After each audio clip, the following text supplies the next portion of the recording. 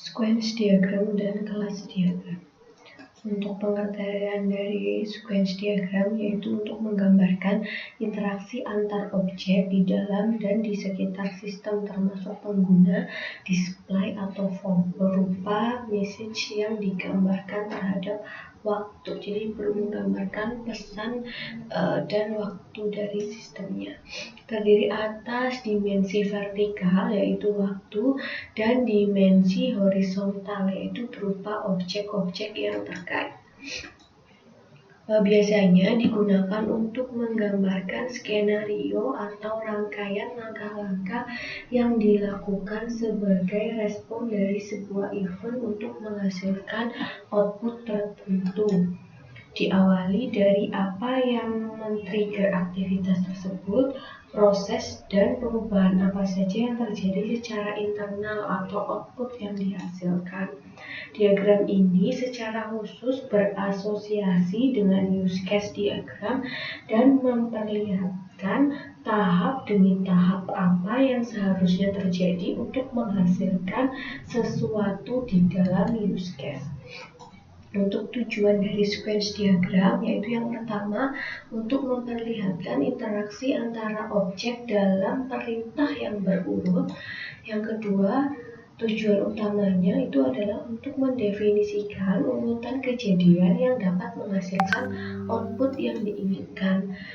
Dan untuk sequence diagram ini hampir mirip dengan activity diagram, menggambarkan alur kejadian sebuah aktivitas lebih detail dalam menggambarkan aliran data termasuk data atau behavior yang dikirimkan atau diterima. Namun kurang mampu menjelaskan detail dari sebuah algoritma loop atau branching. Untuk komponennya di sini ada aktor, kemudian ada interface ataupun dari proses pembacaan atau kontrol, nama tabel atau entity. Nah, simbolnya ini seperti ini. Untuk aktor ini digambarkan seperti orang, seperti ini, menggambarkan orang yang sedang berinteraksi dengan sistem. Kemudian untuk entity class itu gambarnya seperti ini, simbolnya menggambarkan hubungan kegiatan yang dilakukan. Untuk boundary class itu simbolnya seperti ini, menggambarkan sebuah penggambaran dari form. Dan untuk control class itu seperti ini, simbolnya menggambarkan penghubung antara boundary dengan tabel. Kemudian a focus of control line, ya simbolnya seperti ini, menggambarkan tempat mulai dan berakhirnya sebuah message atau pesan. Dan yang terakhir itu ada message atau pesan, ya simbolnya seperti ini, anak-anak, dan menggambarkan pengiriman pesan. Ini untuk simbol-simbol yang akan kita gunakan untuk membuat sequence diagram. Untuk di sini partisipan atau yang gambar aktor tadi itu adalah orang atau entitas yang bertindak dalam sequence diagram. Kemudian kalau message itu adalah komunikasi antara objek partisipan. Terdapat dua tipe garis, yaitu vertikal dan horizontal. Tadi vertikal menggambarkan waktu, kemudian horizontal itu objek mana yang bereaksi. Untuk nama objek atau kelas itu ada nama bersifat opsional, box berupa objek dan diberi tanda garis bawah seperti ini, ya. Jadi ada untuk menggambar objek kelas itu dengan persegi. Kemudian di sini ada namanya siapa, dia statusnya sebagai apa, dan diberi tanda garis bawah. Objek yang tidak bernama disebut anonymous object. Kemudian box berupa aktor dapat juga digambarkan dengan stick figure. Nah, ini untuk aktor bisa digambarkan seperti ini untuk menggambarkan nama objeknya. Nah, daftar istilah ini ada partisipan, itu berarti objek yang terkait dengan sebuah runtutan proses. Kemudian ada life line, itu menggambarkan daur hidup sebuah objek. Kemudian ada activation, yaitu suatu titik waktu di mana sebuah objek mulai berpartisipasi di dalam sebuah sequence ditandai dengan sebuah bar. Kemudian ada time, elemen penting dalam sequence diagram, konteksnya adalah urutan bukan durasi. Kemudian ada return, suatu hasil kembalian sebuah operasi mengembalikan hasil tetapi boleh tidak dituliskan. Ini untuk istilah-istilah yang digunakan. Nah, untuk contohnya di sini nanti ada aktornya itu mahasiswa, kemudian benarnya itu ada mata kuliah. Nah, untuk ini prosesnya, kemudian ini ada tabel mata kuliahnya. Jadi di sini nanti mahasiswa, nah ini untuk timingnya nanti kalian tambah seperti ini message-nya atau pesan.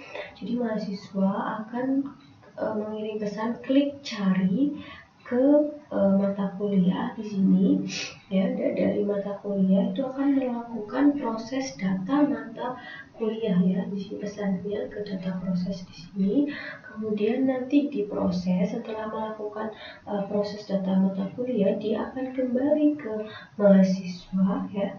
Kemudian mahasiswa akan memilih mata kuliah, dan ketika mahasiswa memilih mata kuliah maka dia akan masuk ke sini dari mata kuliah, kemudian akan dikembalikan lagi tampil nama mata kuliahnya apa, kemudian mahasiswa nanti akan memasukkan kode awal mata kuliah ke sini, kemudian habis itu nanti mahasiswa akan melakukan save. Nah, semuanya kegiatan yang dilakukan oleh mahasiswa ini kemudian akan diproses ke dalam sistemnya ini ya, akan diproses, kemudian dari sistem akan dikembalikan lagi ke sini ke mata kuliah. Nah, nanti dari save ini selain dia mengembalikan ke sini ke mata kuliah, juga dia akan melakukan save data ke dalam tabel mata kuliah atau database mata kuliah seperti ini ya. Jadi di sini nanti semua ini itu akan terlihat ya.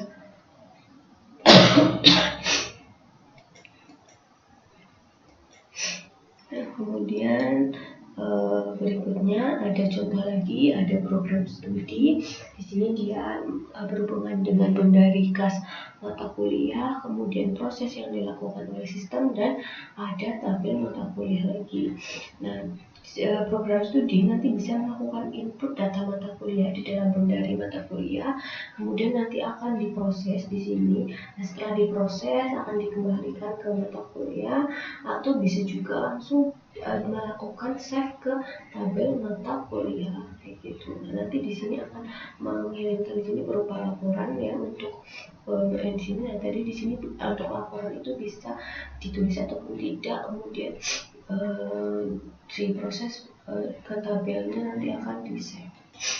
Nah, berikutnya itu adalah kelas diagram. Untuk pengertiannya sendiri, kelas diagram itu adalah sebuah spesifikasi yang jika diinstansikan akan menghasilkan sebuah objek dan merupakan inti dari pengembangan dan desain berorientasi objek. Kelas menggambarkan keadaan atau atribut atau properti suatu sistem, sekaligus menawarkan layanan untuk manipulasi keadaan tersebut, metode atau fungsinya. Nah, untuk kelas diagram menggambarkan struktur dan ekspresi kelas atau objek dan objek beserta hubungan satu sama lain seperti containment, pewarisan, asosiasi, dan lain-lain. Diagram kelas memberikan pandangan secara luas dari suatu sistem dengan menunjukkan kelas-kelasnya dan hubungan mereka. Untuk diagram kelas tersendiri itu bersifat statis, jadi menggambarkan hubungan apa yang terjadi, bukan apa yang terjadi jika mereka berhubungan. Nah, kemudian objek itu adalah gambaran dari entiti baik di dunia nyata atau konsep dengan batasan-batasan yang tepat. Objek bisa mewakili sesuatu yang nyata dalam domain problem kita, seperti komputer, barang, konsumen, dapat berupa konsep seperti proses penarikan uang, pembayaran, pengembalian buku, dan lain-lain. Nah, dari objek ini nanti kita bisa mengabstraksikan daily dan kelas yang mungkin terlibat itu apa saja. Nah, untuk karakter dari objeknya itu yang pertama itu harusnya merupakan suatu kondisi atau keadaan dari objek yang mungkin ada. Status dari objek akan berubah setiap waktu dan ditentukan oleh sejumlah properti dan relasi dengan objek lainnya. Untuk yang behavior atau sifat itu dapat menentukan bagaimana objek merespon permintaan dari objek lain dan melambangkan setiap hal yang dapat dilakukan. Sifat ini diimplementasikan dengan sejumlah operasi untuk objek. Berikutnya ada identity atau identitas, artinya setiap objek yang ada dalam suatu sistem adalah unik. Nah, kemudian untuk kandidat kelas itu ada apa ditentukan dengan melihat skenario dari use case yang telah dibuat. Kandidat kelas tersebut dapat diambil dari kata benda yang muncul pada skenario use case. Contohnya di sini ada barang, pembayaran, kas register, struk, kasir, dan penjualan. Ini adalah contoh kandidat kelas. Nah, kemudian untuk kelas sendiri itu adalah deskripsi sekelompok objek dari properti atau atribut, sifat atau operasi, relasi antar objek, dan semantik yang umum. Nah, untuk kelas merupakan blueprint atau template atau cetakan dari suatu atau lebih objek. Nah, untuk setiap objek merupakan contoh dari beberapa kelas dan objek tidak dapat menjadi contoh lebih dari satu kelas. Nah, untuk notasinya itu adalah penamaan kelas dengan menggunakan kata benda tunggal yang merupakan abstraksi yang terbaik. Pada UML, kelas digambarkan dengan segi 4 yang dibagi.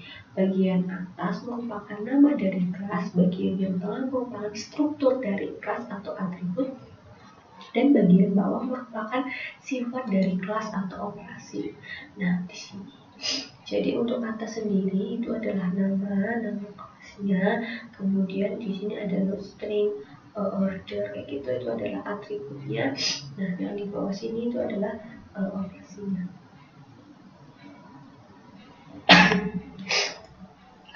Untuk penamaan kelasnya itu setiap kelas harus memiliki sebuah nama yang dapat digunakan untuk membedakan dari kelas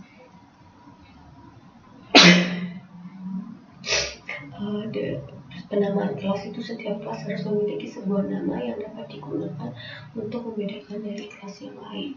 Penulisan nama kelas huruf pertama dari setiap kata pada nama kelas ditulis dengan menggunakan huruf kapital. Contohnya customer dan front again.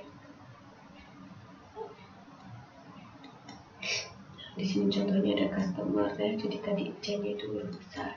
Kemudian yang berikutnya ada atribut.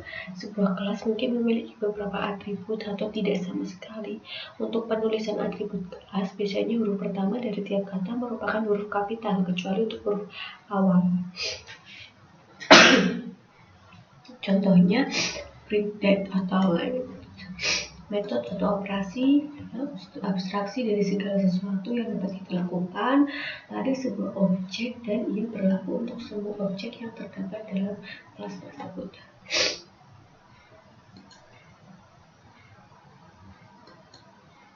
Biasanya pemanggilan operasi pada sebuah objek akan mengubah data atau kondisi dari objek tersebut. Nah, ini untuk simbolnya bisa kalian lihat sendiri. Untuk nama itu adalah pancake ya. Simbolnya ini seperti ini, merupakan sebuah bungkusan dari satu atau lebih kelas. Kemudian kelas sendiri disimbolkan seperti ini, ada nama kelas, atribut, dan operasi. Kelas pada struktur sistem. Kemudian antar muka atau interface itu seperti ini, lingkaran, nama interface-nya apa, sama dengan konsep interface dalam pemrograman berorientasi objek. Kemudian ada asosiasi seperti ini, garis ya, jadi relasi antar kelas dengan makna umum. Asosiasi bisa juga disertai dengan multiplicity. Kemudian ada asosiasi berarah yang ada tanda panahnya, berarti ini menunjukkan relasi antar kelas dengan makna kelas yang satu digunakan oleh kelas yang lain. Asosiasi biasanya juga disertai dengan multiplicity. Nah, untuk generalisasi simbolnya seperti ini, berarti relasi antar kelas dengan makna generalisasi umum khusus. Kemudian ada dependensi atau kebergantungan, simbolnya seperti ini, berarti itu relasi antar kelas dengan makna kebergantungan antar kelas. Kemudian ada aggregation, simbolnya seperti ini, berarti itu adalah relasi antar kelas dengan makna semua bagian atau kelompok. Nah, untuk menggunakan membuat diagram kelasnya bisa kita entry di sini. Di sini ada nama kelasnya itu kategori film apa, kemudian di sini bawahnya ada ID kategori dan ada kategori, kemudian ada get kategori film. Nah, kemudian di sini ada film ya, kemudian di sini ada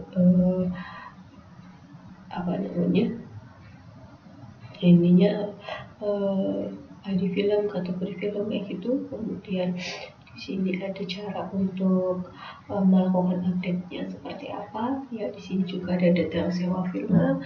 Di sini ada datanya apa saja. Kemudian di sini untuk mengeditnya ada tambah detail sewa.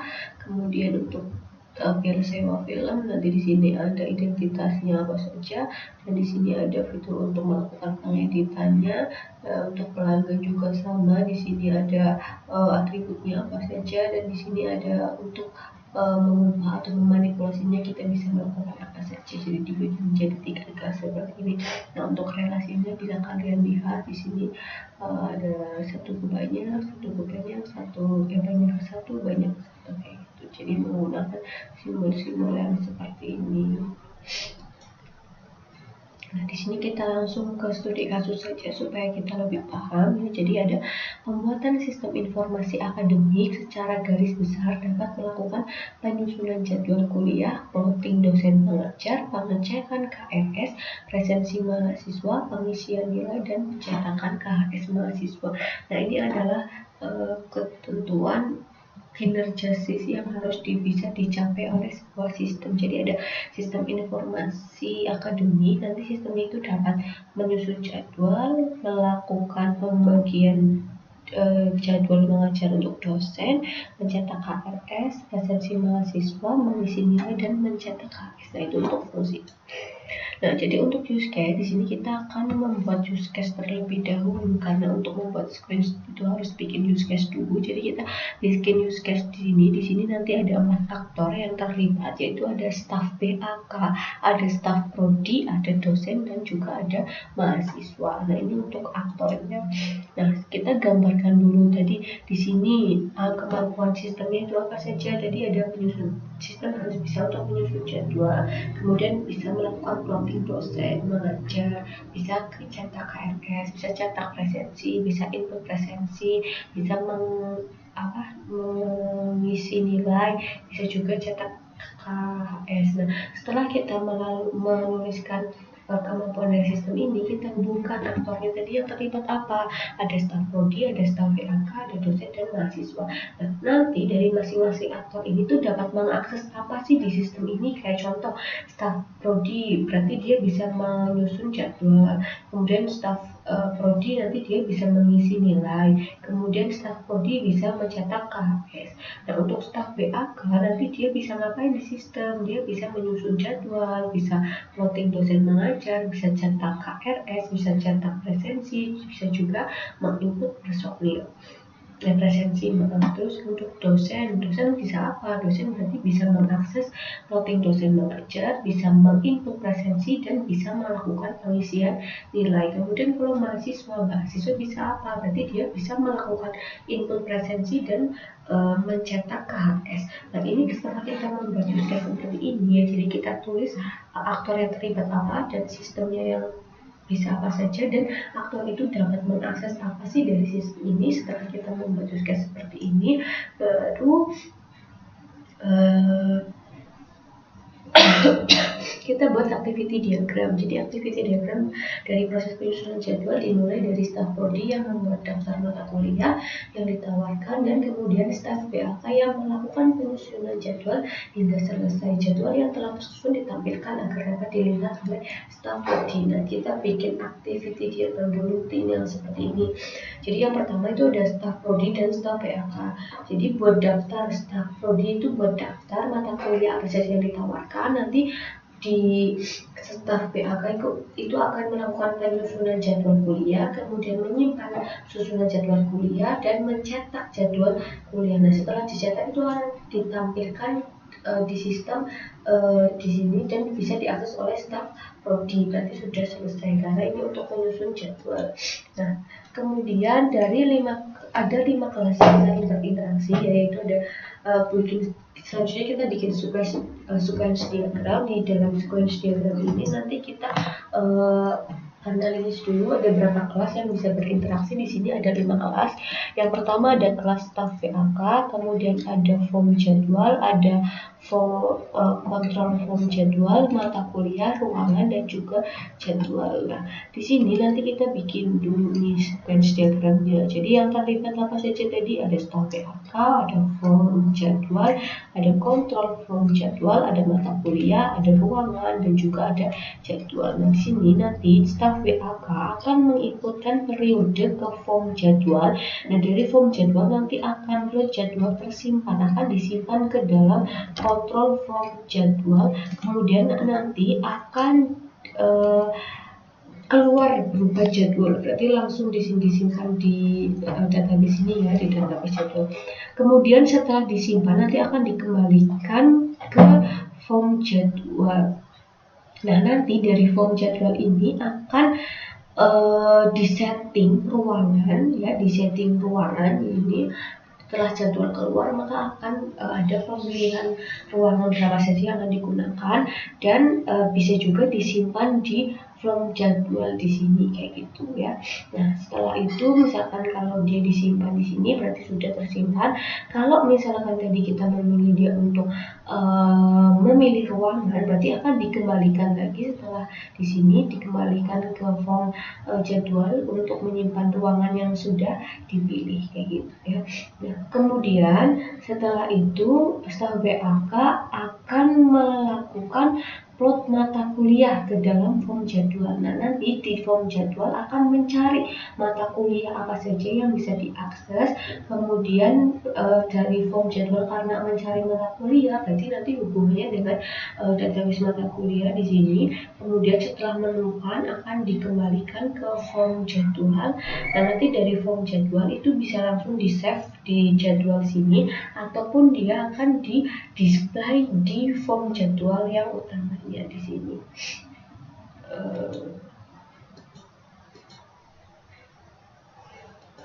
Seperti itu ya, jadi akan di display ke form jadwal dan itu selesai. Nah, ini untuk sequence diagramnya seperti ini.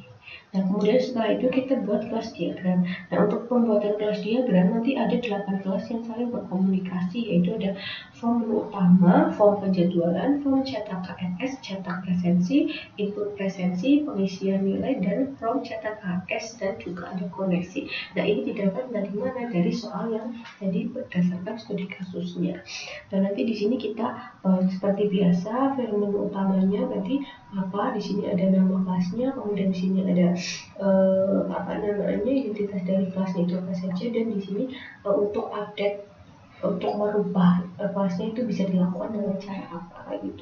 Nah, kita buat semuanya secara lengkap, ada form utama, form jadwalan, form cetak KRS, cetak presensi, input presensi, sampai ke terakhir koneksi. Nah, baru setelah itu kita hubungkan nih antar tabelnya dari menu utama, pasti dia otomatis akan menghubungkan ke semua kelas yang ada di sini. Kemudian nanti dari form penjadwalan dia bisa kemana, dia akan bergantung ke koneksi dan juga yang lainnya seperti itu. Jadi untuk kelas di sini kita tulis dulu nama kelasnya apa, kemudian di sini kita lihat menu yang dia bisa itu apa saja, kemudian di sini cara untuk mengubah atau merubah kelasnya itu bisa dilakukan dengan apa. Nah, intinya itu. Baru nanti kita hubungkan antara kelas yang satu dengan kelas yang lain, dia berhubungan dengan mana saja gitu. Nah, itu untuk sequence diagram dan kelas diagram. Terima kasih.